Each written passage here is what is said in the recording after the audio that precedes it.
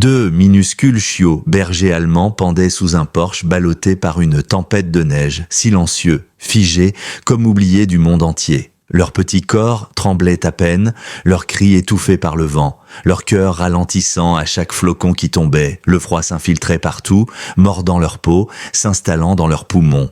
Ils étaient seuls, et personne ne semblait venir. Mais à plusieurs kilomètres de là, au cœur de ce même blizzard, un ancien Navy SEAL, nommé Ethan Cole, roulait lentement sur une route de montagne. Il ne fuyait pas une mission, il fuyait ses souvenirs. À ses côtés, son ancien partenaire K9, Titan, redressa soudain la tête. Ses oreilles se dressèrent, son corps se tendit. Il avait perçu quelque chose qu'aucune oreille humaine n'aurait pu entendre. Quand Ethan suivit Titan dans le mur blanc de la tempête, il ne savait pas encore qu'il venait de croiser 2 petites vies qui allaient bouleverser la sienne à jamais. Parce que parfois, ceux que l'on sauve sont précisément ceux qui étaient destinés à nous sauver. Avant de continuer, dis-moi, d'où regardes-tu cette histoire ce soir? Écris ton pays dans les commentaires ci-dessous. L'hiver avait englouti le Wyoming tout entier. La neige tombait comme du verre pilé, silencieuse et implacable, transformant la forêt en un royaume de fantômes blancs. Le vent gémissait entre les pins, transportant avec lui l'odeur de la glace, de la solitude et de quelque chose de profondément ancien. Au bout d'une route de montagne oubliée, une cabane isolée résistait tant bien que mal, à moitié ensevelie sous la neige. Son toit ployait sous le poids du froid. Ses fenêtres luisaient faiblement et sa cheminée crachait de minces filets de fumée, aussitôt dévorés par la tempête. Ce n'était pas un endroit fait pour recevoir des visiteurs. À l'intérieur, Ethan Cole était assis près du feu. Les flammes projetaient sur son visage une lumière vacillante, comme un battement de cœur irrégulier. À 38 ans, il avait encore la carrure d'un soldat, grand, large d'épaules, chaque mouvement précis, maîtrisé. Pourtant, dans son regard, il y avait un poids que ni l'entraînement ni les décorations ne pouvaient effacer. Ses cheveux blonds foncés, striés de mèches grises, prématurées, touchaient son col. Une barbe courte soulignait la dureté de sa mâchoire. Ses yeux bleu-gris, autrefois perçants et autoritaires, semblaient désormais figés, comme ceux d'un homme qui avait cessé d'attendre qu'on ait encore besoin de lui.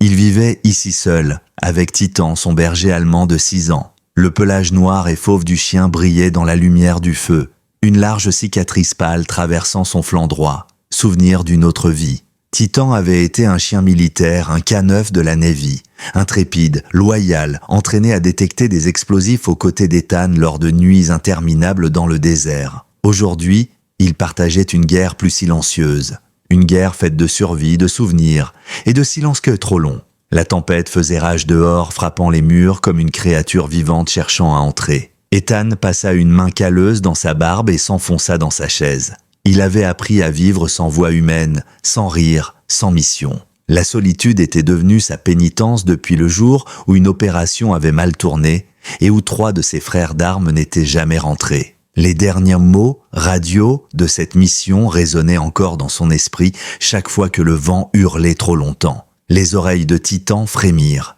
Le chien redressa la tête, muscles contractés. Un grondement sourd vibra dans sa poitrine. Ethan leva les yeux. « Qu'est-ce qu'il y a, mon vieux ?» murmura-t-il. Titan ne bougea pas. Son regard restait fixé sur la porte. Ethan tendit l'oreille. Au début, il n'entendit rien, seulement la neige qui fouettait le bois. Puis, très faiblement, sous le rugissement du vent, un son perça, un cri mince, désespéré, presque irréel. Ethan se leva d'un bond, le cœur accéléré. « Reste !» souffla-t-il. Mais Titan était déjà debout, la queue basse, le corps raide. Ethan attrapa sa veste, l'enfila à la hâte et ouvrit la porte. Le blizzard le frappa de plein fouet. La neige s'engouffra dans la cabane, brûlant sa peau, aveuglant sa vue. Il avança, ses bottes s'enfonçant profondément dans les congères. Le cri se fit entendre à nouveau, si faible qu'il aurait pu n'être qu'une illusion. Il balaya le porche avec sa lampe torche. Puis en contrebas, sous la poutre principale, quelque chose bougea. 2 petites formes pendaient, à peine visibles, sous une croûte de glace. Un instant, Ethan crut qu'elles étaient mortes. Puis l'une d'elles trembla. Son souffle se bloqua. C'étaient des chiots, 2 tout petits bergers allemands, peut-être âgés de 6 semaines, suspendus ensemble par une corde effilochée. Leur corps était rigide, leurs pattes recroquevillées par le froid. « Mon Dieu !» Sa voix se brisa dans la tempête. Il tomba à genoux, luttant contre la corde glacée avec des doigts engourdis. Les nœuds étaient durs comme de la pierre. « Tenez bon, tenez bon !» grogna-t-il en tirant de toutes ses forces. La corde céda enfin. Il rattrapa les deux petits corps contre sa poitrine. Ils étaient incroyablement légers, fragiles, presque sans vie. Il les glissa sous sa veste et se retourna vers la porte, le vent lacérant son visage. À l'intérieur, il claqua la porte derrière lui et trébucha jusqu'au feu. Son souffle était saccadé. Il dézippa sa veste et posa délicatement les chiots sur une couverture en laine. Ils ne bougeaient presque pas. Leur pelage noir et fauve, semblable à celui de Titan, était collé par la neige et la glace. Ethan les frictionna vigoureusement avec ses mains, murmurant sans même s'en rendre compte. « Allez, restez avec moi !» Titan gémit doucement, tournant autour d'eux. Il baissa la tête, reniflant les petits corps figés. Puis, l'un des chiots remua, à peine. Un faible couinement perça le silence. La poitrine d'Ethan se desserra. Il attrapa une serviette, sécha leurs pattes minuscules, leurs oreilles, leur ventre glacé. Peu à peu, ils recommencèrent à frissonner. C'était bon signe. Très bon signe. Le sang recommençait à circuler. Il prit un peu d'eau tiède sur le poêle, trempa un doigt et effleura doucement leur museau. L'un d'eux lécha faiblement, puis l'autre. Ethan laissa échapper un souffle tremblant, quelque part entre le rire et les larmes. « Vous êtes des battants, hein, Yézi » murmura-t-il. Le feu crépita derrière lui. La chaleur monta lentement dans son dos. Il enveloppa les deux chiots ensemble dans une vieille chemise en flanelle. Titan s'allongea aussitôt à côté d'eux, son grand corps diffusant une chaleur rassurante. L'un des petits poussa un soupir aigu et se blottit contre la poitrine du vieux chien. Ethan observa la scène. Et pour la première fois depuis des années, la cabane ne lui sembla plus vide. Ethan regardait Titan, le regard du chien fixé sur les flammes, calme, protecteur. « On dirait qu'on a de la compagnie, partenaire », souffla-t-il. La queue de Titan battit lentement contre le plancher, comme une réponse silencieuse. Ethan observa les deux chiots, si petits qu'il tenait dans ses mains. Qui avait bien pu les laisser dehors, pendus ainsi, condamnés à mourir? La pensée lui serra la gorge. Il connaissait trop bien cette cruauté froide, ce détachement. Les gens abandonnaient ce qu'ils ne pouvaient pas affronter. Des missions, des hommes, des vies. Il avait été, tour à tour, celui qui sauvait et celui qu'on laissait derrière. Peut-être que c'est pour ça que la vue de ces deux petites âmes gelées l'avait transpercé si profondément. Il se surprit à murmurer. « Vous êtes à la maison maintenant ?» Ce mot le heurta. Maison. Il ne l'avait plus prononcé depuis des années.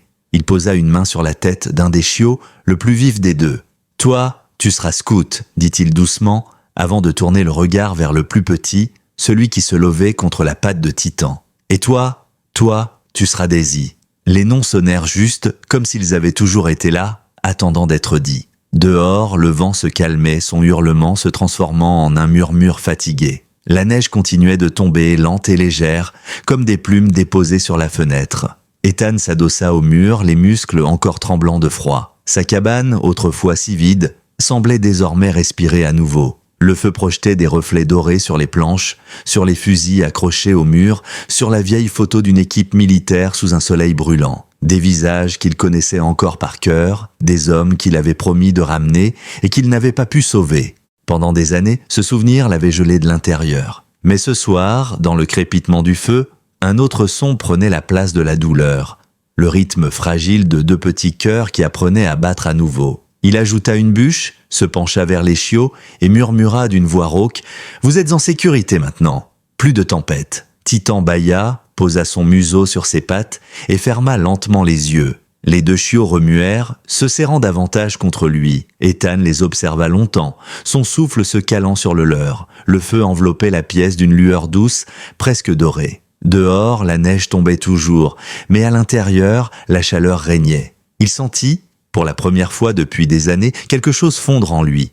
Une chaleur étrange, fragile, mais bien réelle, celle d'un homme qui commençait sans le savoir à guérir. L'aube arriva en silence. Le vent s'était tu, laissant derrière lui un monde figé de givre et de lumière pâle. Le toit de la cabane scintillait sous le soleil. À l'intérieur, le feu s'était affaibli, ne laissant qu'un lit de braise rougeoyante. Ethan s'éveilla dans son vieux fauteuil. Une couverture glissait sur ses épaules. L'odeur de fumée et de fourrure humide emplissait l'air. Titan s'étira avec un grondement satisfait, battant la queue paresseusement. À ses côtés, les deux chiots dormaient encore, roulés en boule dans la chemise de flanelle. Leur souffle était calme, régulier. Daisy, la plus petite, portait une tache blanche sur la poitrine comme une étoile tordue. Scout, lui, avait les oreilles déjà droites, attentive, comme s'il écoutait le monde naissant. Ethan se pencha, frottant ses mains contre son visage. Il n'avait presque pas dormi, craignant que leur petit cœur cesse de battre s'ils fermaient les yeux trop longtemps. Pourtant, ils avaient survécu. « Vous êtes plus fort que vous en avez l'air », murmura-t-il d'une voix enrouée. Titan tourna la tête vers lui, comme pour approuver. Ethan raviva le feu, posa une casserole d'eau à chauffer, puis revint près des chiots. Il effleura la patte de Scout, le petit bougea, émit un couinement, et Ethan laissa échapper un rire discret, un son qu'il n'avait pas entendu sortir de sa propre bouche depuis des mois. « D'accord, d'accord, vous êtes à la maison maintenant. » Le mot « maison » lui sembla encore étrange, mais moins douloureux. Le jour s'installait lentement, remplissant la vallée d'une lumière blanche. Le vent s'était apaisé. Pour la première fois depuis longtemps, le monde autour de lui ne semblait plus hostile. Pourtant, la vue de ces chiots ramenait en lui des éclats du passé, des images qu'il s'efforçait d'enterrer, une opération en Afghanistan, la neige, le bruit de la radio, puis le silence. Une explosion, et la neige rougie par le sang. Ethan ferma les yeux, secoua la tête, comme pour chasser ses ombres. Il versa un peu de lait tiède dans une tasse, trempa son doigt, et le tendit à Daisy.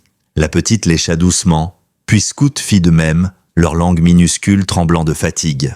Titan, fidèle gardien, restait près d'eux, immobile, observant, son regard brillant d'une vigilance tranquille. Soudain, on frappa à la porte. Pas la tempête cette fois, un vrai coup, humain. Ethan se figea. Plus personne ne venait jusqu'ici.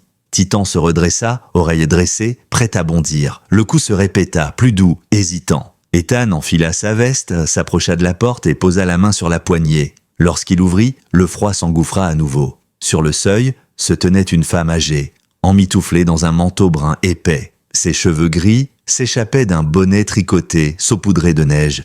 Ses joues étaient rouges de froid, son souffle visible. « Bonjour, monsieur Cole », dit-elle avec un sourire fatigué mais chaleureux. « J'espère que je ne dérange pas ?» Ethan cligna des yeux, surpris. « Madame Whittaker ?» Grace Whittaker vivait à Silver Hollow, le petit village le plus proche. Elle tenait la vieille boulangerie du centre-ville, célèbre pour son pain aux pommes et ses gâteaux à la cannelle. 68 ans, petite, solide, les rides de son visage s'approfondissaient lorsqu'elle souriait. Ses yeux, d'un bleu passé, portaient une clarté tranquille, celle de ceux qui ont trop vu pour encore juger. Son mari, un ancien capitaine des pompiers, était mort des années plus tôt en sauvant un enfant et un chien d'un incendie. Depuis, Grace avait consacré sa vie à de petits gestes. Nourrir les solitaires, visiter les malades et affronter chaque tempête pour s'assurer que personne ne reste oublié. « J'ai apporté de quoi manger ?» dit-elle en soulevant un panier d'osier recouvert d'un torchon. « On m'a dit que les lignes électriques étaient tombées encore une fois ici haut. J'ai pensé que vous auriez besoin d'autre chose que de haricots en conserve. » Ethan s'effaça, un peu gêné. « Vous n'auriez pas dû prendre la route par ce temps. » Elle eut un sourire tranquille. « Je conduis dans ces montagnes depuis avant ta naissance, mon garçon. La neige ne m'effraie plus. » Elle entra, frappant ses bottes sur le seuil. « Toujours aussi silencieux, votre refuge, » lança-t-elle en jetant un œil autour, « et toujours aussi bien rangé. » Ethan haussa les épaules. Vieille habitude. Son regard tomba sur le feu, et elle s'arrêta net. « Oh, Seigneur, regarde-moi ça !» Elle posa le panier et s'accroupit lentement. « Des chiots ?» Ethan hocha la tête. « Je les ai trouvés hier soir sous le porche, attachés.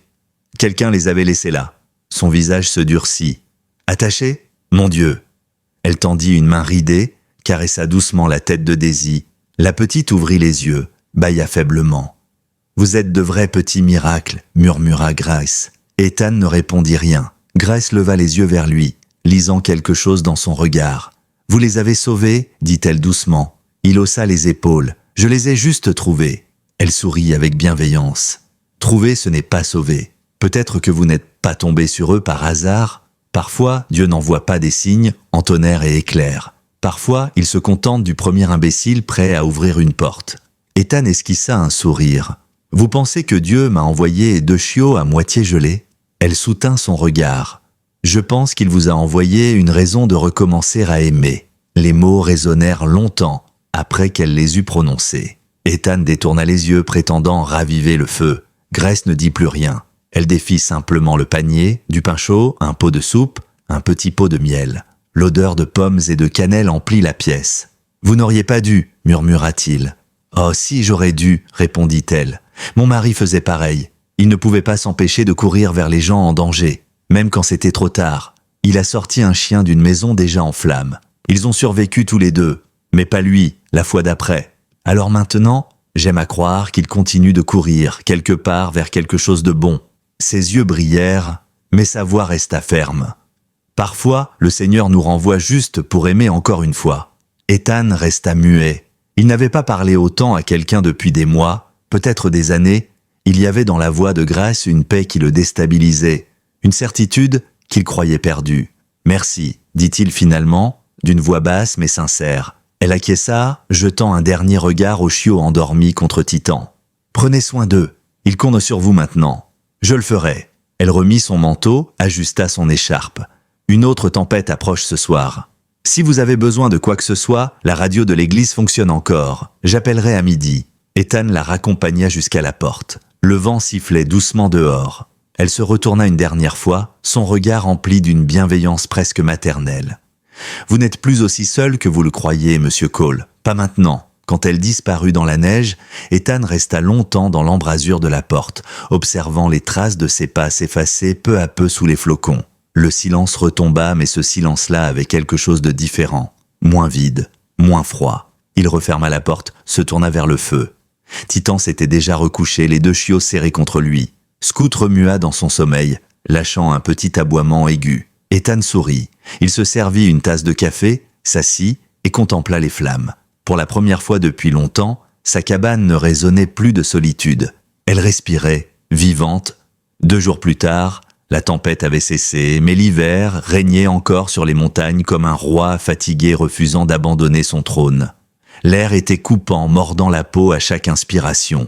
Les arbres scintillaient sous une fine couche de glace, leurs branches figées comme des lames de cristal. Ethan Cole sortit de sa cabane, ses bottes crissant sur la neige durcie.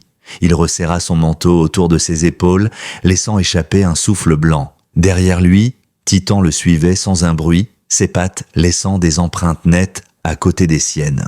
À l'intérieur, Scout et Daisy piaillaient faiblement. Leurs petits aboiements étouffés filtraient à travers les murs de bois. Ethan s'arrêta un instant, tendit l'oreille, puis hocha lentement la tête. Ils allaient bien, il n'en doutait plus. Pourtant, quelque chose en lui restait tendu. Une alerte sourde, familière, ce sentiment qu'une histoire ne s'arrête jamais là où l'on voudrait. Il ajusta la sangle de son sac, celui qu'il utilisait encore par habitude, marqué de signes effacés de l'armée, et s'engagea sur le sentier menant vers l'ancien pont de bois. Le même pont sous lequel il avait trouvé les chiots, pendus comme de simples déchets. Chaque pas s'enfonçait dans la neige avec un bruit feutré. Titan avançait légèrement en tête, museau bas, attentif au moindre indice. Le silence de la forêt pesait lourd, comme si chaque craquement de branche portait un sens caché. Arrivé à la clairière près du coude de la rivière, Ethan ralentit. Le pont se dressait là, grinçant sous le vent léger, ses planches anciennes couvertes de givre. Il s'agenouilla sous la poutre où la corde avait été attachée. La neige fraîche avait recouvert beaucoup de choses, mais pas tout. En balayant doucement la surface de sa main gantée, il distingua des marques, 2 sillons profonds dans le bois, là où quelque chose de lourd avait frotté longtemps. Puis il vit autre chose, des empreintes, des bottes, grandes, profondes, pas les siennes, pas celles d'un chasseur de passage. La semelle était large, le motif régulier, militaire ou industriel. Il y avait au moins 2 paires de traces, se dirigeant vers la lisière de la forêt. Ethan suivit la piste sur quelques mètres, puis s'arrêta net. À moitié enfoui dans la neige, un morceau de corde épaisse dépassait. Il le tira doucement. C'était une corde synthétique, robuste, du genre utilisé pour le transport de charge. Pas une corde de ferme, pas quelque chose qu'on trouve par hasard. Ce n'était pas un accident, murmura-t-il. Titan émit un aboiement bref, grave. Ethan balaya l'horizon du regard. Rien, pas de fumée, pas de mouvement, juste l'immensité blanche. Mais son instinct, celui qui l'avait maintenu en vie pendant des années de combat, se crispa. Quelqu'un avait voulu que ses chiots meurent, et quelqu'un n'était probablement pas loin. Il rangea la corde dans son sac et rebroussa chemin, l'esprit en ébullition. Il devait réfléchir. Et surtout, il devait parler à Madame Whittaker. En début d'après-midi, le vent se leva à nouveau, soulevant des tourbillons de neige entre les pins. Lorsqu'Ethan atteignit la crête, il aperçut sa cabane à travers les branches. Et devant elle, un camion rouge délavé. Le cœur d'Ethan se serra un instant avant de reconnaître le véhicule. Grace Whittaker était là, debout près du porche, frappant ses bottes pour se réchauffer. Lorsqu'elle le vit, son visage s'illumina, puis se durcit aussitôt. « Tu étais parti toute la matinée, dit-elle.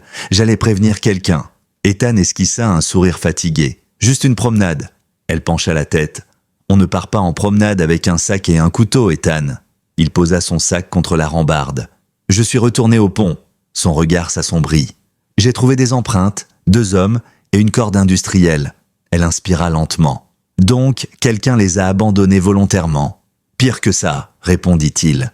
Il voulait être sûr qu'on ne les retrouverait pas. » Grace resta silencieuse un moment, puis elle ouvrit son panier. Cette fois, il n'y avait pas que de la nourriture. Elle sortit une feuille pliée. « Je voulais te montrer ça, dit-elle doucement. » Ethan la prit. C'était un dessin d'enfant, tracé au crayon. On y voyait 2 silhouettes d'hommes portant quelque chose de lourd sur leurs épaules. En dessous, une phrase maladroite. « Ils ont emmené les sacs qui pleuraient dans la forêt. »« Qui a dessiné ça ?» demanda Ethan. « Lucas Parker, 10 ans, il vient à l'école du dimanche. Sa mère pensait qu'il inventait, mais je connais cet enfant, il ne ment pas. » Elle baissa la voix. « Il a vu 2 hommes près de l'ancienne route de fret, juste avant la tempête. Il a entendu l'un d'eux dire « Personne ne les retrouvera ». Ethan plia soigneusement le dessin. Son pouce accélérait. Ce n'était plus une simple intuition. « Tu penses qu'ils sont encore dans les parages ?» Grace hocha la tête. « Les gens capables de ça ne disparaissent de pas facilement. Et ces chiots, ils sont arrivés jusqu'à toi pour une raison. » Le vent fit grincer les arbres. Ethan regarda la ligne sombre de la forêt. Quelque chose en lui se réveillait, pas la colère, pas la peur, mais une clarté froide, une mission. Le crépuscule tomba lentement. Grace repartit, non sans l'avoir supplié d'être prudent. Ethan resta seul sur le porche, Titan collé à sa jambe. Le ciel prenait une teinte violette. Ethan ajusta ses gants et se tourna vers le sentier menant au pont, puis au-delà, vers les collines boisées. « Titan » murmura-t-il. Les oreilles du chien se dressèrent. « On dirait qu'on a du travail à faire ?» Ils avancèrent ensemble, disparaissant dans les arbres. Plus loin, la forêt s'épaississait, l'air devenant plus lourd, presque électrique. Les empreintes réapparaissaient par endroits, à peine visibles sous la neige soufflée par le vent. Ethan progressait lentement, chaque sens en éveil. Puis, une odeur étrangère lui parvint. Du carburant, du métal, quelque chose de rance. Ils atteignirent une petite vallée encaissée, cachée entre 2 pentes abruptes. Là, à l'abri des regards, se dressaient plusieurs cabanes en bois délabré, trop nombreuses pour de simples chasseurs, trop organisées pour être abandonnées. Un générateur ronronnait sous une bâche. Ethan se plaqua derrière un tronc tombé, le cœur battant. Titan se figea à ses côtés. Un aboiement retentit. Pas celui d'un chien libre, un aboiement étouffé. Puis une voix humaine, « Tais-toi ». Une autre voix répondit, plus rude. Ethan sentit son estomac se nouer. Il y avait d'autres chiens. Il sortit son téléphone, le mit en silencieux et activa l'enregistrement. En se rapprochant, il distingua à travers une fissure du bois 2 hommes.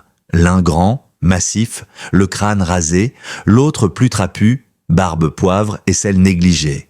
Des cages s'alignaient contre le mur. À l'intérieur des chiens, bergers allemands, malinois, certains blessés, tous terrifiés. « Celui-là n'est pas assez pur », grommela l'un des hommes en donnant un coup de pied dans une cage. « Peu importe », répondit l'autre, « tant que les acheteurs paient. » Ethan sentit une rage glaciale lui parcourir l'échine. Ce n'était pas de la cruauté gratuite, c'était un commerce, un trafic. Il zooma sur leur visage, leurs gestes. Puis derrière lui, une branche craqua. « Hé, qui est là ?» Le faisceau d'une lampe balaya la neige. Ethan se replia, le souffle court. « Juste un animal », grogna une voix. « Vérifie quand même. » Le faisceau trouva ses empreintes. « Quelqu'un est passé par ici. Prends le fusil. » Le cœur d'Ethan bondit. « Titan maintenant » souffla-t-il. Le chien s'élança dans l'obscurité. Un coup de feu éclata, fracassant un tronc à quelques centimètres d'Ethan. La neige explosa autour de lui. Il courut, glissa, se cacha derrière un rocher. Les voix hurlaient derrière lui. Il attendit, retint son souffle, puis s'échappa le long de la rivière gelée. Quand la cabane apparut enfin dans l'obscurité, Ethan était épuisé, mais vivant. Et quelque chose était clair désormais. Cette histoire n'était pas finie. Pas tant que ces hommes seraient libres. Il posa la main sur le sac contenant l'épreuve, puis leva les yeux vers la forêt noire. « On va les arrêter », murmura-t-il.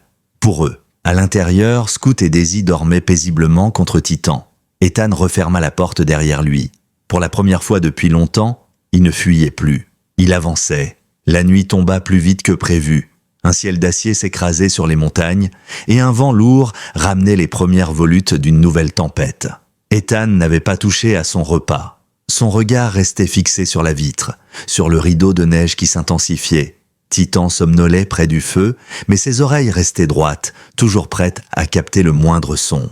Les chiots dormaient dans leur panier, roulés en boule l'un contre l'autre. Le silence dans la cabane avait une densité étrange, comme si la montagne elle-même retenait son souffle. Ethan savait ce que ce silence cachait. Il avait déjà entendu ce genre de calme avant l'assaut. Les deux hommes qu'il avait vus n'allaient pas s'arrêter là. Il avait leur visage sur son téléphone, les preuves de leur trafic, les images des chiens enfermés. Ils allaient revenir. Et cette fois, il saurait qui il était. Il vérifia son arme par habitude. Chaque geste précis, méthodique, le chargeur, la sécurité, le cran de mire. La même routine qu'autrefois, quand la survie dépendait de la mécanique. Mais aujourd'hui, ce n'était pas une mission pour l'armée. C'était personnel. Titan leva la tête, ses yeux brillants dans la lumière du feu. « Oui, moi aussi je le sens », murmura Ethan. Il s'accroupit pour vérifier la radio. Rien que des parasites. Le vent s'était levé trop fort pour qu'aucun signal ne passe. Le ciel dehors s'était obscurci, avalé par la neige. La tempête allait tout recouvrir. « Ils vont venir avant la nuit complète », dit-il pour lui-même. Titan émit un grondement bas, presque imperceptible. Le vent s'engouffrait maintenant dans chaque interstice du bois, les vitres vibraient, le toit craquait. Le feu projetait des ombres mouvantes sur les murs. Ethan passa sa main sur le cadre d'une photo, celle de son ancienne unité. 5 visages, jeunes, confiants, unis. 3 d'entre eux n'étaient jamais revenus. Il ferma les yeux un instant. Pas cette fois. Pas encore des vies perdues. Soudain, Titan se redressa. Un grognement profond monta de sa poitrine. Ethan se figea. Il savait ce ton-là. Ce n'était pas un simple bruit dans la forêt. Quelque chose bougeait dehors. Il attrapa son arme, s'approcha discrètement de la fenêtre. Dehors, la neige tombait si densément qu'on distinguait à peine les arbres. Puis, entre 2 rafales, une silhouette passa. Haute, floue, une deuxième suivit. Ethan recula lentement, le cœur serré. Ils étaient là. 2 peut-être plus. Il se plaça près de la porte, accroupi, arme levée. Titan se posta devant les chiots, silencieux, tendu comme un arc. Le vent hurla à nouveau. Et puis 3 coups secs frappèrent la porte. « Ouvre, soldat, on sait que t'es là !» cria une voix d'homme étouffée par le vent. Ethan ne répondit pas.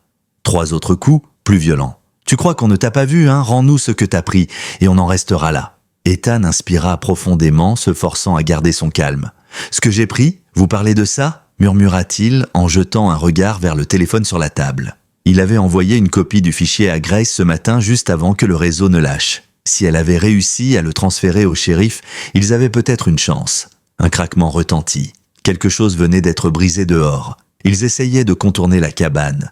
Ethan fit signe à Titan de se poster derrière la cheminée. Les chiots couinèrent doucement, comme s'ils comprenaient que le danger approchait. Un bruit sec, puis un autre. Des pas. 3 silhouettes cette fois, avançant lentement. L'une d'elles portait une lampe torche. La lumière traversa les planches gelées de la fenêtre.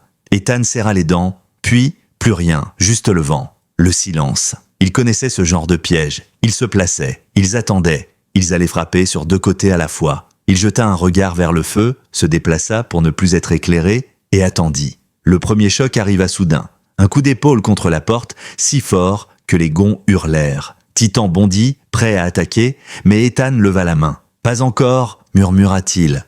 Un deuxième coup, le bois se fendilla, puis un troisième. La porte s'ouvrit à la volée, projetant une pluie de neige dans la pièce. 2 hommes apparurent, le visage couvert de foulard, les yeux brûlants de haine.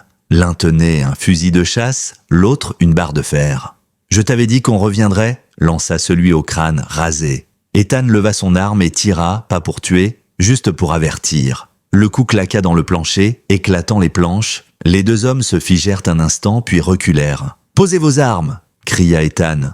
Le ton était ferme, militaire. Pas une demande, un ordre. Le plus grand ricana. « Tu crois que t'impressionnes qui que ce soit, vétéran? T'es seul. » Ethan répondit froidement. « Non, pas seul. » Titan bondit au même instant, percutant l'homme à la barre de fer, le projetant contre le mur. Le fusil du second partit dans un fracas assourdissant, les plombs sifflant à quelques centimètres du visage d'Ethan.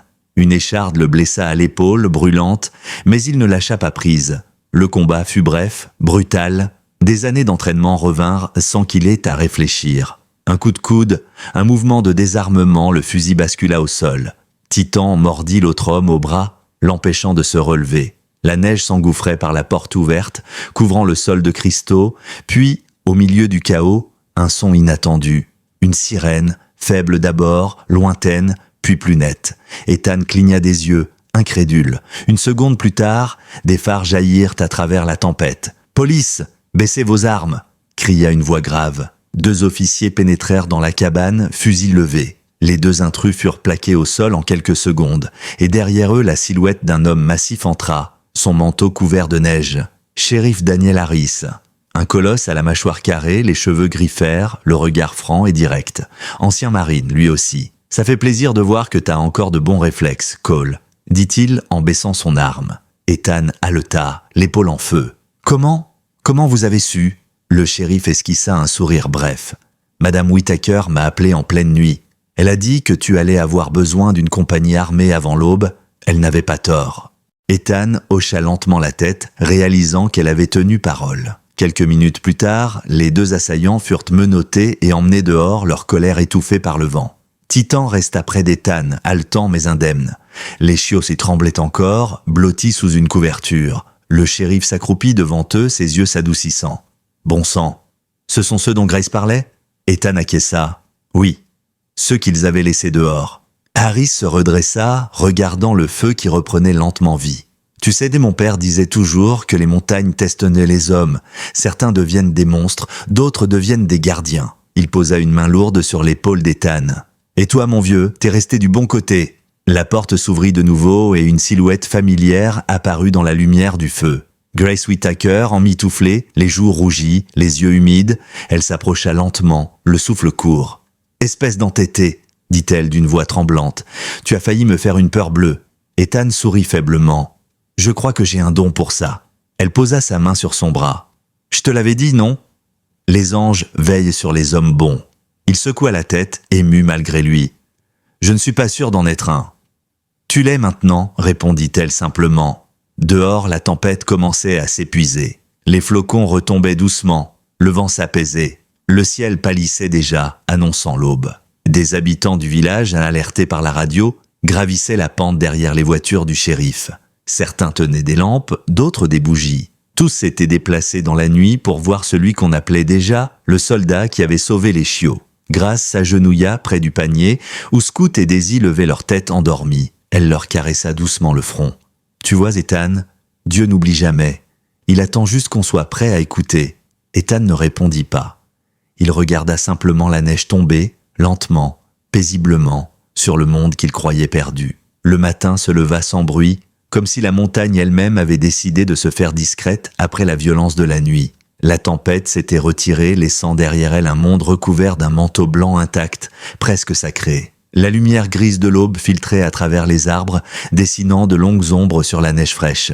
La cabane d'Ethan se dressait toujours là, cabossée, marquée, mais debout. À l'intérieur, la chaleur du feu persistait. Ethan était assis sur une chaise près de la table, une tasse de café fumant entre les mains. Son épaule le lançait légèrement, rappel silencieux de la nuit passée, mais la douleur lui semblait lointaine, presque insignifiante comparée à ce qu'il ressentait à l'intérieur. Titan était couché à ses pieds, vigilant malgré la fatigue. Scout et Daisy dormaient encore, roulés l'un contre l'autre dans leur panier, leurs flancs se soulevant doucement. Le shérif Daniel Harris se tenait près de la fenêtre, observant les traces de pas figées dans la neige. « On a retrouvé les autres cabanes, » dit-il enfin. 3 sites, des cages, du matériel, des registres. Ce n'était pas un simple coup monté, c'était un réseau. Ethan hocha la tête, il s'en doutait. « Et les chiens ?» demanda-t-il. Le shérif se tourna vers lui. « Vivants, amaigris, mais vivants. Ils seront transférés dans un refuge temporaire en ville. Et ensuite, on verra. » Grace Whittaker était assise près du feu, une couverture sur les genoux. Sa cheville était bandée, légèrement surélevée sur un coussin improvisé. Elle observait Ethan en silence depuis un moment. « Tu as bien fait de ne pas rester seul, » dit-elle doucement. « Parfois, la solitude protège, mais parfois, elle étouffe. » Ethan baissa les yeux vers sa tasse. « Je pensais que rester ici me garderait à l'écart du monde. » Elle sourit avec douceur. « Le monde a trouvé le moyen de te retrouver quand même. » Un bruit léger attira leur attention. Scout se redressait maladroitement, clignant des yeux, tandis que Daisy poussait un petit gémissement aigu. Ethan posa la tasse et s'agenouilla près d'eux. « Bonjour, soldat », murmura-t-il. Les deux chiots remuèrent la queue avec enthousiasme, encore maladroits sur leurs pattes. Titan leva la tête, observant la scène avec une fierté tranquille. Grace sourit. « Regarde-les, ils ne savent de même pas qu'ils ont frôlé la mort. » Ethan caressa doucement leur tête. « Peut-être que c'est mieux ainsi. » Plus tard dans la matinée, le shérif se leva pour partir. « Je vais avoir besoin de ton témoignage officiel, » dit-il à Ethan. « Mais tu n'es pas en danger immédiat, ces types ne remettront pas les pieds ici. » Il marqua une pause. « Tu sais, si tu voulais redescendre en ville, t'aider, t'intégrer un peu plus ?» Ethan réfléchit un instant, puis secoua la tête. « Pas encore, mais merci. » Harry hocha la tête, compréhensif. « Quand tu seras prêt ?» Lorsque les véhicules disparurent dans la vallée, le silence revint. Mais ce silence n'était plus vide. Il était plein de possibilités. Grace se leva avec précaution, aidée par Ethan. « Je vais rester encore un peu, dit-elle, jusqu'à ce que tu sois sûr que tout va bien. » Il n'osa pas refuser. Les jours suivants passèrent lentement. Ethan réparait ce que la tempête avait abîmé. Une planche ici, une fenêtre là. Ses gestes étaient précis, presque méditatifs. Grace restait souvent assise sur le porche, emmitouflée dans son châle, observant Scoot et Daisy découvrir le monde. Les chiots grandissaient vite, chaque jour plus assurés, plus curieux. Titan, patient, leur apprenait sans le savoir la discipline et le calme. Un après-midi, alors qu'Ethan réparait la clôture, un enfant apparut au bout du chemin. Puis un autre, et encore un. Des habitants du village, hésitants, respectueux, apportant du bois, de la nourriture, des sourires maladroits. Ils ne parlaient pas beaucoup. Ils regardaient surtout, comme s'ils observaient un homme revenir lentement à la vie. Grace le remarqua. « Tu vois » dit-elle doucement. « Tu n'es plus un fantôme pour eux. » Ethan serra un clou entre ses doigts. « Je ne sais pas quoi faire de tout ça. » Elle répondit, sans hésiter. « Tu n'as rien à faire, juste à rester. » Un soir, alors que le ciel s'embrasait de rose et d'or au-dessus des montagnes, Ethan s'assit sur le porche, Scoot et Daisy endormis contre ses bottes. Titan était à ses côtés. Grace tricotait lentement, le regard perdu dans l'horizon. « Tu sais, dit-elle après un long silence, quand mon mari est mort, je me suis demandé pourquoi Dieu l'avait rappelé après tout ce qu'il avait déjà donné. » Elle inspira profondément. Puis j'ai compris. Ce n'était pas la fin de son œuvre, c'était le début de celle des autres. Ethan resta silencieux, ses pensées dérivaient vers ses frères d'armes, ceux qui n'étaient jamais revenus. « Et s'ils avaient encore quelque chose à accomplir, eux aussi ?» murmura-t-il. Grace posa son tricot. « Peut-être que c'est toi qui accomplis leur part maintenant. » Cette nuit-là, Ethan eut du mal à dormir. Il sortit son vieux carnet, celui qu'il avait emporté sur chaque mission. Les pages étaient jaunies, remplies de notes techniques, de coordonnées, de rappels. Il tourna jusqu'à une page vierge. Longtemps il hésita, puis il écrivit lentement « Je ne suis peut-être pas revenu pour survivre. Peut-être que je suis revenu pour protéger. » Il referma le carnet, le cœur plus léger. Les semaines passèrent. La neige commença à fondre. La vallée reprit des couleurs. Des ruisseaux se formèrent, chantant doucement entre les pierres. Scoot et Daisy couraient maintenant librement autour de la cabane, leurs pattes trop grandes pour leur corps, leur énergie sans limite. Titan les observait, plus calme, plus sage. Ethan les entraînait parfois, par jeu, par habitude. Les chiens répondaient à sa voix avec une loyauté instinctive.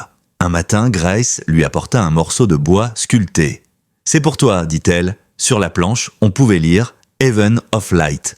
Ethan fronça les sourcils. « Un refuge, expliqua-t-elle. Pour les chiens, mais pas seulement. Pour les gens aussi. Ceux qui ont besoin d'un endroit pour respirer à nouveau. » Il passa ses doigts sur les lettres. Le mot « Haven » résonna en lui. Un refuge, un foyer. Il leva les yeux vers elle. « Tu crois vraiment que je peux faire ça ?» Grace sourit, avec cette certitude tranquille qui la caractérisait. « Tu l'as déjà commencé sans t'en rendre compte. » Ethan regarda autour de lui. La cabane, les montagnes, les chiens, les traces de pas dans la neige fondante. Pour la première fois depuis longtemps, l'avenir ne lui faisait plus peur. Il se leva, inspira profondément l'air frais du printemps naissant. « Alors faisons-le. » Et dans le silence paisible des montagnes, quelque chose de nouveau prit racine. Le printemps s'installa doucement sur Silver Hollow, presque timidement, comme s'il demandait la permission après l'hiver brutal qu'il avait infligé. La neige fondait lentement, révélant la terre sombre et fertile en dessous. Des ruisseaux renaissaient entre les pierres, chantant à nouveau leur mélodie oubliée. Pour Ethan Cole, chaque matin apportait quelque chose qu'il n'avait plus connu depuis longtemps. Une raison de se lever. Les premiers coups de marteau résonnèrent un lundi matin, pas les siens, ceux des autres. Ethan sortit sur le porche, surpris par le bruit. 3 hommes du village étaient déjà là, déposant des planches, des outils, des sacs de ciment. Aucun n'avait prévenu.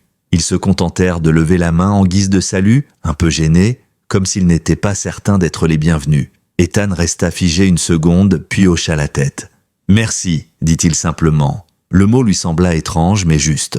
Grace Whittaker arriva plus tard dans la matinée, appuyée sur sa canne. Sa cheville la faisait encore souffrir, mais son regard brillait. « Tu vois » dit-elle doucement en observant les hommes travailler. Les gens attendaient juste un endroit où poser leur espoir. Ethan regarda Scout et Daisy courir autour des tas de bois, aboyant joyeusement. Titan, plus lent désormais, les suivait du regard depuis l'ombre du porche. « Je ne suis pas sûr de savoir diriger tout ça », murmura Ethan. Grace sourit. « Tu n'as jamais dirigé, tu as toujours protégé, c'est largement suffisant. » Les jours suivants, d'autres habitants vinrent. Des femmes apportant de la nourriture, des adolescents proposant leurs bras, des retraités réparant des clôtures avec une précision acquise au fil des décennies. Personne ne parlait beaucoup du passé d'Ethan. Personne ne posait de questions. Ils travaillaient simplement côte à côte. Et dans ce silence partagé, quelque chose se tissait. Le bâtiment prit forme rapidement. Des murs solides en pin, des enclos spacieux, un toit large pour protéger du soleil comme de la pluie. Ethan participait à chaque étape, ses mains calleuses retrouvant un usage familier. La douleur de son épaule disparaissait presque lorsqu'il travaillait. Le soir, épuisé, il s'asseyait sur le porche avec Grace, regardant le soleil descendre derrière les montagnes. « Tu sais, dit-elle un soir, j'ai prié pour que tu trouves ta place. Je n'imaginais pas que tu en créerais une pour les autres. » Scout et Daisy grandissaient à vue d'œil. Leur corps s'allongeait, leurs mouvements devenaient plus assurés. Ethan commença à les entraîner doucement, pas comme des chiens militaires, mais comme des compagnons attentifs. Il leur apprenait à s'asseoir, à attendre, à écouter. Titan observait, parfois corrigé d'un regard ou d'un grognement discret. C'était une transmission silencieuse de presque sacrée. Un après-midi, alors que la structure principale était presque achevée, une femme s'approcha timidement. Elle s'appelait Laura Jenkins, la trentaine, les traits tirés mais doux. Elle tenait une laisse vide entre ses doigts. « On m'a dit que vous aidiez les chiens », dit-elle d'une voix hésitante. Ethan hocha la tête. « Et parfois les gens aussi », répondit-il sans réfléchir. Elle sourit faiblement, les yeux humides. « J'ai perdu le mien l'hiver dernier, et je ne savais plus où aller. » Ethan s'écarta pour la laisser entrer. Ce fut la première d'une longue liste. Très vite, le lieu devint plus qu'un refuge pour animaux. Les gens restaient après avoir aidé. Ils parlaient, ils riaient parfois, ils pleuraient aussi. Ethan ne disait pas grand-chose, il écoutait, il savait faire ça. Écouter sans juger, sans interrompre. C'était peut-être la compétence la plus précieuse qu'il avait ramenée de la guerre. Le shérif Daniel Harris passa un matin, main dans les poches, observant les lieux. « Tu sais, dit-il, le comté pourrait t'aider officiellement. Subvention, statut associatif. » Ethan réfléchit. « Pas encore, je veux que ça reste simple. Honnête. » Harris sourit. « Comme toi alors. » Un dimanche, le révérend Mark Sullivan monta jusqu'au refuge. Un homme grand, à la voix grave, le regard bienveillant. Il n'apporta rien, si ce n'est de sa présence. Il s'assit sur une souche et regarda les chiens courir. « Il y a des lieux, dit-il finalement, qui deviennent sacrés sans jamais être appelés des églises. » Ethan hocha la tête. Il comprenait. Un soir, alors que le vent était doux et que le ciel se teintait d'orange, Grace demanda à Ethan « As-tu déjà pensé à rester ici pour de bon ?» Il regarda les montagnes, Scout et Daisy allongés à ses pieds, Titan respirant lentement à côté de lui. « Je crois que je suis déjà resté, » répondit-il. La nuit tomba, paisible. Les lanternes autour du chantier s'allumèrent une à une, diffusant une lumière chaude. Des enfants riaient en courant entre les poteaux. Ethan sentit une émotion monter, inattendue. Il se leva, s'éloigna un instant, posa une main contre le bois encore frais du bâtiment. Il ferma les yeux. Pour la première fois depuis des années, il ne voyait plus seulement ce qu'il avait perdu. Il voyait ce qu'il construisait. Grace s'approcha doucement. « Tu sais, dit-elle, mon mari disait que sauver une vie, ça ne s'arrête jamais à une seule. Ça fait des vagues. » Ethan inspira profondément. « Alors j'espère que celles-ci iront loin. » Au loin, le cri d'un oiseau nocturne résonna. Scout releva la tête, Daisy bâilla, Titan ouvrit un œil. Le refuge, encore inachevé, vibrait déjà de vie. Et Ethan comprit enfin que certaines batailles ne laissent pas de cicatrices visibles. Elles laissent des racines. Le mois d'avril arriva en silence, emportant avec lui les dernières traces de neige. La vallée de Silver Hollow se couvrit de vert tendre, les rivières gonflées par la fonte chantaient entre les roches. Les pins dégageaient à nouveau leur odeur résineuse, et les oiseaux revenus du sud semblaient célébrer quelque chose que même les hommes ne savaient pas nommer. Devant la cabane d'Ethan, le bois du nouveau bâtiment luisait encore de fraîcheur. Le panneau accroché au-dessus de la porte disait simplement « Heaven of Light ». Les habitants l'avaient gravé eux-mêmes sous le regard amusé d'Ethan. Certains riaient, d'autres pleuraient discrètement. Il y avait là des fermiers, des enseignants, des enfants, des anciens militaires et des veuves, tous ceux que la vie avait cabossés et qui trouvaient ici un souffle nouveau. Le jour de l'inauguration, le soleil se leva sans nuages. L'air était clair, presque sacré. Grace Whittaker arriva la première, vêtue d'une robe bleu nuit et de son éternel châle brodé. Elle s'appuya sur sa canne, observant le bâtiment achevé. Ses yeux se remplirent d'eau. Il y a un an, ce lieu était un tombeau de silence, murmura-t-elle. Aujourd'hui, on dirait une prière devenue maison. Ethan lui tendit le bras pour la soutenir. Sans vous, il n'y aurait rien eu à reconstruire. Elle secoua la tête. Oh non, mon garçon, sans toi, il n'y aurait rien eu à sauver. Peu à peu, les habitants arrivèrent. Des enfants couraient entre les enclos, caressant les chiens qui remuaient la queue avec joie. Titan marchait lentement parmi eux, le museau grisonnant mais toujours digne. Scout et Daisy bondissaient de partout, aboyant de bonheur. Ethan observait la scène, un sourire discret accroché à ses lèvres. Il avait l'impression d'assister à quelque chose de plus grand que lui, de plus grand que tous qu'il avait jamais accompli. Le révérend Mark Sullivan prit la parole en premier. Sa voix grave se mêlait au souffle du vent. « Ce refuge n'est pas seulement un abri pour les bêtes, dit-il, c'est un abri pour les âmes. Quand Dieu nous confie la vie d'un animal, c'est souvent pour nous rappeler que la compassion est une force plus puissante que la peur. » Il se tourna vers Ethan. « Et aujourd'hui, cette vallée a retrouvé sa lumière. » Puis Grace s'avança, un peu hésitante, une lanterne à la main. « Je ne suis pas une grande oratrice, dit-elle avec un sourire. Mais je crois que certaines histoires n'ont pas besoin de discours. Il y a un an, cet homme vivait seul, persuadé que le monde n'avait plus besoin de lui. Puis, deux petites vidéos sont venues frapper à sa porte, et sans le savoir, elles ont ouvert la sienne. Elle leva la lanterne et ajouta d'une voix tremblante, pour chaque âme qui a perdu la foi, que cette lumière lui montre le chemin du retour. Ethan sentit un nœud dans sa gorge, il s'approcha doucement, prit la lanterne des mains de Grace et la suspendit à un crochet près de la porte. Une à une, les autres habitants allumèrent leurs propres lanternes, formant une constellation de petites flammes autour du refuge. Le soleil déclinait lentement, et les lumières dansaient dans le crépuscule, comme si les étoiles elles-mêmes étaient descendues dans la vallée. Shérif Daniel Harris, debout près de la barrière, se racla la gorge. « J'ai vu beaucoup de choses dans ma carrière, dit-il, mais pas souvent des miracles, et croyez-moi, celui-ci en est un. » Il s'adressa à Ethan. « Tu as transformé un endroit de solitude en un lieu d'espérance. » C'est tout ce que cette communauté avait oublié qu'elle pouvait encore faire. Les applaudissements fusèrent, sincères, vibrants. Ethan se sentit presque submergé. Lui, l'homme qui avait passé des années à se taire, devenait soudain le centre d'un monde qu'il n'avait pas cherché. Il leva la main pour calmer l'assemblée, sa voix grave, calme, mais chargée d'émotion. « Je n'ai rien fait d'extraordinaire. J'ai juste ouvert une porte. Ce sont vous tous, vos mains, vos cœurs, qui avez bâti cet endroit. Si ce lieu doit porter un nom, qu'il soit celui de votre foi. Pas la mienne. » Grace secoua la tête, émue. « Et pourtant, c'est toi qui as rallumé la première flamme. » Quand la nuit tomba complètement, le refuge baignait dans une lueur dorée. Les lanternes éclairaient les visages souriants, les chiens dormaient près des jambes des enfants, et la montagne semblait retenir son souffle. Ethan se tenait un peu à l'écart, observant, songeur. Laura Jenkins s'approcha doucement, une tasse de thé chaud entre les mains. « On dit que les lieux changeaient que les gens, dit-elle, mais parfois c'est l'inverse. » Il la remercia d'un signe de tête. Elle regarda Titan couché près du feu extérieur. « Il vieillit, non ?» Ethan sourit. « Oui, mais il veille encore. » Elle resta silencieuse un moment, puis ajouta « Vous veillez vous aussi, même si vous prétendez le contraire. » Il baissa les yeux, un sourire discret au coin des lèvres. « Peut-être ?» Le vent se leva légèrement, faisant trembler la flamme des lanternes. Grace fredonnait doucement un hymne ancien.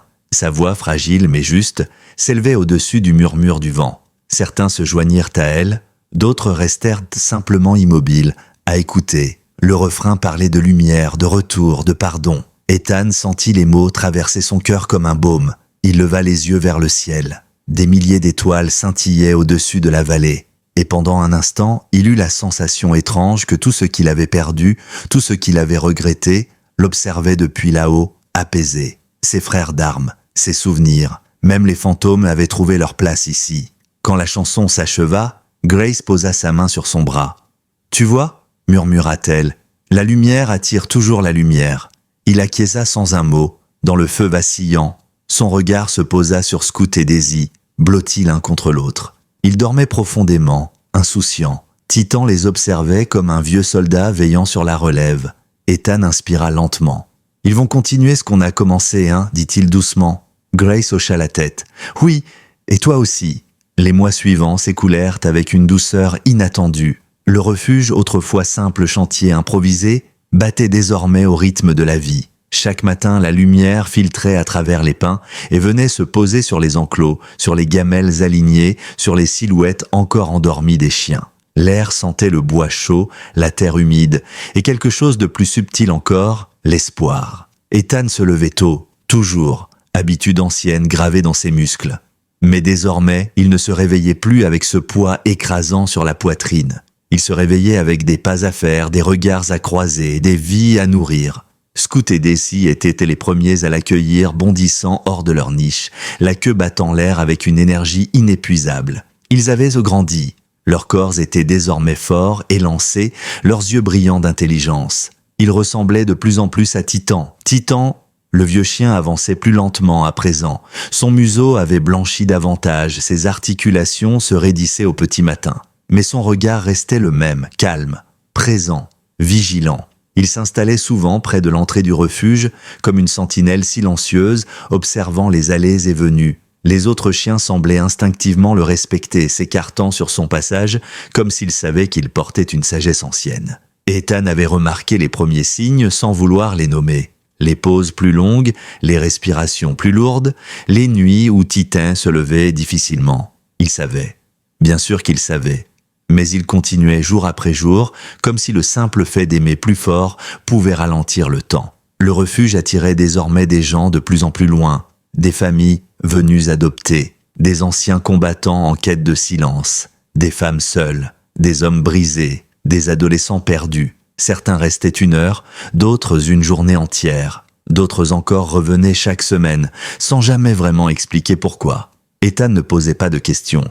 Il savait que certaines réponses avaient besoin de temps pour émerger. Laura Jenkins venait souvent. Elle aidait à nettoyer, à nourrir les chiens, parfois simplement à s'asseoir. Un jour, elle confia à Ethan la voix basse « C'est la première fois depuis la mort de mon mari que je me sens utile sans avoir mal. » Ethan hocha la tête. Il comprenait mieux que personne. « La douleur change de forme, » répondit-il. « Elle ne disparaît pas, mais elle apprend à marcher avec nous. » Grace Whittaker, elle aussi, venait presque tous les jours. Parfois avec un panier de pain, parfois sans rien d'autre que sa présence. Elle s'asseyait sur le banc, près du grand chêne, et regardait les chiens jouer. « Tu sais, dit-elle un après-midi, j'ai vu beaucoup de gens guérir ici. Mais toi, c'est toi qui as le plus changé. » Ethan esquissa un sourire. « Je crois que je n'avais jamais vraiment vécu avant. » Elle posa sa main sur la sienne. « Parfois, vivre commence tard, et c'est très bien comme ça. » Un soir d'été, alors que le ciel se teintait de violet, et que les grillons chantaient, Ethan s'assit sur le porche avec Titan. Le vieux chien posa difficilement sa tête sur la cuisse de son maître. Ethan passa ses doigts dans son pelage, lentement. « Tu te souviens, murmura-t-il, de nos nuits dans le désert, du silence avant l'aube ?» Titan remua faiblement la queue. Ethan sourit tristement. « Tu m'as sauvé plus de fois que je ne pourrais compter. » Sa voix trembla à peine. « J'espère que je t'ai rendu l'appareil. » Les semaines passèrent. Titan dormait davantage. Scout et Daisy semblaient le comprendre. Ils se calmaient lorsqu'il était près d'eux, s'asseyaient à ses côtés, comme 2 élèves attentifs auprès d'un maître fatigué. Un matin, Ethan trouva Titan allongé au soleil, incapable de se lever seul. Il s'agenouilla aussitôt. « Doucement » murmura-t-il. Il aida le chien à se redresser. Titan posa son museau contre sa poitrine, cherchant son souffle. Ethan sentit son cœur se serrer. Le temps approchait. Grace le vit ce jour-là. Elle n'eut pas besoin de poser de questions. Elle s'assit à côté de lui, silencieuse. « Les anges ne nous sont jamais prêtés pour toujours, » dit-elle doucement. « Ils viennent pour nous apprendre quelque chose, puis ils repartent. » Ethan ferma les yeux. « Je ne suis pas prêt. » Elle répondit sans détour. On ne l'est jamais, mais on survit. La nuit où Titan refusa de manger, Ethan resta près de lui jusqu'à l'aube. Le vieux chien respirait lentement, chaque inspiration semblant demander un effort immense. Scout et Daisy étaient couchés à côté, immobiles, comme s'ils comprenaient la gravité du moment. Lorsque le soleil se leva, Titan ouvrit les yeux et regarda Ethan. Longtemps, sans peur, sans regret. Ethan posa son front contre le sien. « Repose-toi », murmura-t-il. « Tu as fait assez. » Titan s'éteignit doucement, dans la chaleur du matin, entouré de ceux qui l'avaient protégé. Aucun bruit, aucun combat, juste la paix. Ethan resta longtemps immobile, les mains posées sur le corps inerte de son compagnon. Les larmes vinrent sans qu'il tente de les retenir. Pour la première fois, il pleurait sans colère, sans honte. Il pleurait avec gratitude. Scout gémit doucement. Daisy posa sa tête sur le bras d'Ethan. Grace arriva plus tard, s'agenouilla à ses côtés et murmura une prière simple, sans grands mots, juste de la reconnaissance. Ils enterrèrent Titan sous le grand chêne, là où le soleil frappait chaque matin. Une pierre fut posée. Dessus, Ethan grava lui-même, fidèle jusqu'au bout. Rien de plus, rien de moins. Les jours suivants furent de silencieux. Scout et Daisy cherchaient Titan partout. Ethan aussi. Mais peu à peu, quelque chose changea. Les deux jeunes chiens commencèrent à prendre leur place. Ils veillaient, ils guidaient, ils consolaient, comme s'ils portaient en eux l'héritage du vieux soldat. Un soir, Ethan regarda le refuge baigné de lumière, les chiens endormis, les rires lointains venant de la cabane. Il posa sa main sur la pierre de Titan. « Tu vois » murmura-t-il. « La mission continue. » Et pour la première fois depuis très longtemps, il sut que même l'amour qui s'en va laisse derrière lui une force capable de durer. L'automne arriva sur Silver Hollow comme une respiration lente. Les montagnes se couvrirent d'or et de cuivre, les pins restèrent fidèles à leur vert sombre, et les sentiers se tapissèrent d'aiguilles sèches. Le refuge continuait de vivre porté par un rythme désormais bien ancré. Mais quelque chose avait changé. Une absence discrète, constante. Titan n'était plus là. Ethan s'y habituait sans vraiment s'y habituer. Chaque matin, il jetait encore un regard vers l'entrée, comme s'il s'attendait à voir la silhouette massive de son vieux compagnon assise en sentinelle. Puis il inspirait profondément et avançait, parce que c'est ce que Titan aurait voulu, avancer. Scout et Daisy avaient grandi. Ils n'étaient plus des chiots, mais de jeunes chiens solides, intelligents, attentifs. Leur démarche était assurée, leur regard vif. On retrouvait chez eux quelque chose de Titan, pas seulement dans le port de tête ou la vigilance, mais dans la façon dont ils semblaient ressentir les gens. Ils s'approchaient toujours de ceux qui en avaient le plus besoin, sans ordre, sans apprentissage conscient, comme un instinct transmis. Ethan l'avait remarqué un matin lorsque Michael Turner, un ancien soldat venu du comté voisin, s'était assis sur un banc, les épaules affaissées, les yeux vides. Il n'avait presque pas parlé. Scout s'était approché doucement, avait posé sa tête sur sa cuisse. Daisy s'était couchée à ses pieds. L'homme avait fondu en larmes. Plus tard, il avait murmuré « C'est la première fois depuis des années que je me sens en sécurité ». Ethan n'avait rien répondu. Il avait simplement compris. À partir de ce jour-là, les choses changèrent subtilement. Des médecins de la région commencèrent à parler du refuge. Des travailleurs sociaux aussi. Pas officiellement, juste des recommandations murmurées. Allez voir là-haut. Il y a des chiens et un homme qui sait écouter. Ethan n'avait jamais cherché ce rôle, mais il l'acceptait. Parce qu'il savait ce que le silence pouvait détruire et ce que la présence pouvait réparer. Grace Whittaker observait tout cela avec un sourire tranquille. « Tu vois » lui dit-elle un soir, alors qu'il regardait Scout et Daisy se coucher près d'un adolescent anxieux, « l'amour bien transmis ne meurt jamais. Il change de forme. » Ethan hocha la tête. « Titan les a préparés. » Grace corrigea doucement. « Non, c'est toi qui les as préparés. Titan t'a préparé, toi. » L'hiver revint, plus doux cette fois. La neige tombait sans rage, presque respectueuse. Le refuge fonctionnait même sous les tempêtes. Les lanternes restaient allumées, les portes restaient ouvertes. Un soir de décembre, le révérend Mark Sullivan proposa d'organiser une veillée. Pas une messe, pas une cérémonie, juste un moment. Les gens montèrent au refuge avec des bougies. Ils ne parlèrent presque pas. Ils s'assirent. Ils regardèrent les chiens. Ils respirèrent. Ethan se tenait un peu à l'écart. Il observa Scout guider une vieille femme jusqu'à un banc. Daisy posait doucement sa tête contre un enfant inquiet. Le feu crépitait. Le vent chantait dans les arbres. Et soudain, sans prévenir, Ethan sentit quelque chose céder en lui. Pas une douleur, pas une tristesse, mais une certitude. Il n'était plus en fuite, il n'était plus en attente. Il était exactement là où il devait être. Plus tard dans la nuit, Grace s'approcha de lui. « Tu sais, dit-elle, quand mon mari est mort, j'ai cru que ma mission était terminée. Puis j'ai compris que certaines missions commencent quand on pense avoir tout perdu. Elle posa la main sur son bras. Tu es devenu ce que tu cherchais sans le savoir. Un point d'ancrage. Ethan regarda la vallée illuminée en contrebas. Les lumières de Silver Hollow scintillaient doucement, comme un écho aux lanternes du refuge. « Je n'ai jamais voulu être un exemple », murmura-t-il. « Les meilleurs ne le veulent jamais ?» répondit-elle simplement. Le printemps suivant confirma ce que l'hiver avait semé. Scoot et Daisy furent officiellement reconnus comme chiens d'accompagnement émotionnel. Pas avec des diplômes clinquants, juste avec des résultats. Des gens qui dormaient à nouveau, qui parlaient, qui revenaient à la vie. Ethan formait désormais d'autres bénévoles. Pas à commander, à observer, à respecter le rythme des chiens, à comprendre que parfois, la guérison commence par le silence partagé. Un jour, un enfant s'approcha de la pierre sous le grand chêne. Celle de Titan. Il posa une petite fleur dessus. « Il était à toi ?» demanda-t-il.